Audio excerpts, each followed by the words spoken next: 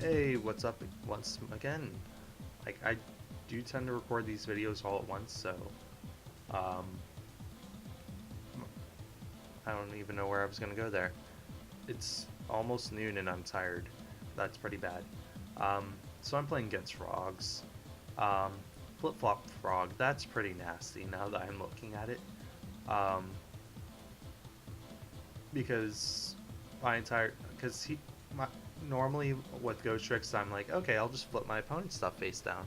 But if my opponent has flip effects and I can't keep their card face down, that generates advantage for them, and I don't like that. Um, so my opponent, he's just gonna set everything.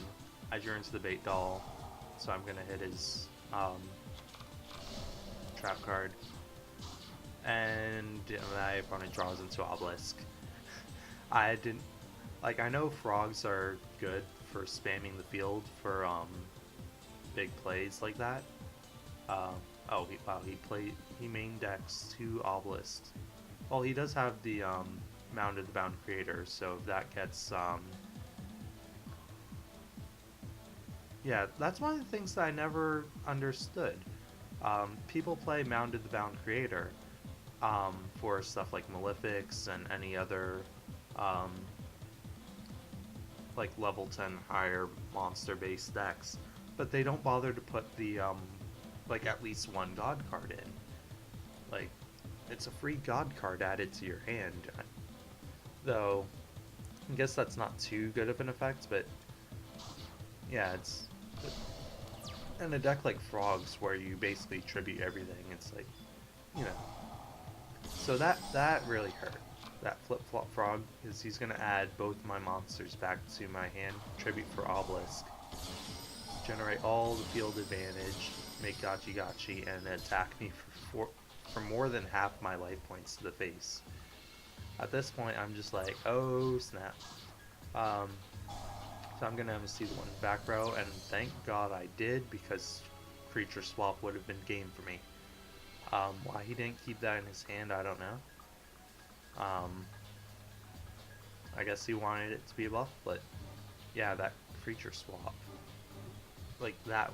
If my opponent had just played played it or played that, I would have probably lost. So I let Doll go off because it's gonna flip his stuff. I normal or why did oh using Doll's effects again? I keep misreading Doll's effects because I keep thinking whenever I get my search off using Doll, I keep thinking it's Shang-Chi and adds it to my hand. Um, but it wasn't too bad though. Actually, no, I don't. I think this was the one occasion that I did not misread it, and I purposefully chose Frost because I wanted to make Dola hand. Yep, and that's exactly what I do. I go swords, um, and I set Zhangxi. The Dola hand for me was not too good at the moment because I didn't have the house. Um, but yeah, I'm just gonna start poking for damage, keep his stuff face down. And I do have the skeleton.